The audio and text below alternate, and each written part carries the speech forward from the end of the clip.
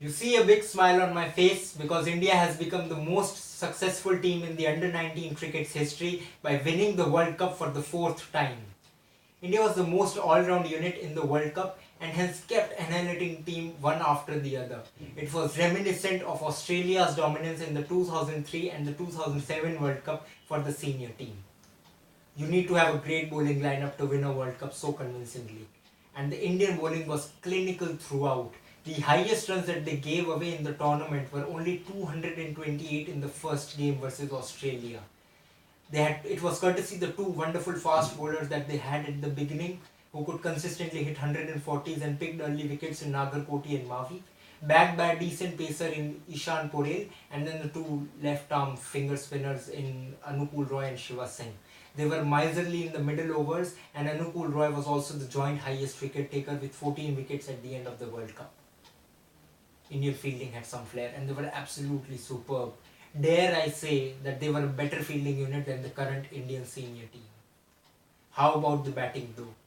The top three batsmen did the bulk of damage, and young Manjot Kalra will never forget the moment he reached the 100 in the final, and no one can ever take that away from him, whatever may happen in the future. But the find of the tournament, and rightly the player of the tournament, was Shubman Gill. Not many people know, but he has been a prolific run scorer in the under-19 circuit for the last year, scoring more than 1,000 runs. We know of enough players who have got rattled by the big occasion, but it did not happen to Shubman Gill. He scored more than a half century in every game except the final, and it was particularly his innings in the high pressure game between India and Pakistan in the semi-finals that was a huge statement. In my opinion, he is the best young batsman in the world right now. I know there is a lot of hoopla around Prithvi Shaw, but I'll stick my neck out here and say that he's going to be a great batsman for India in the future in all formats because he has the technique and he has the temperament. I hope India take good care of him and treat him rightly even at the state and the IPL levels. You need to have a good backup to do so well in the tournament. And India are fortunate to have a champion like Rahul Dravid at the helm.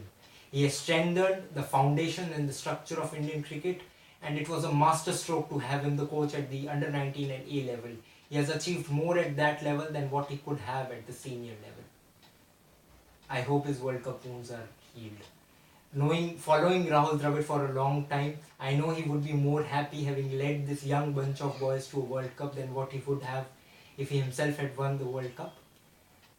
I can go on and on about Rahul Dravid, but I leave you with the final thought with what he said after India's win in the final, that it was a big moment, but he hopes that it is not a moment that will define these young players and they will go on to achieve bigger and better moments.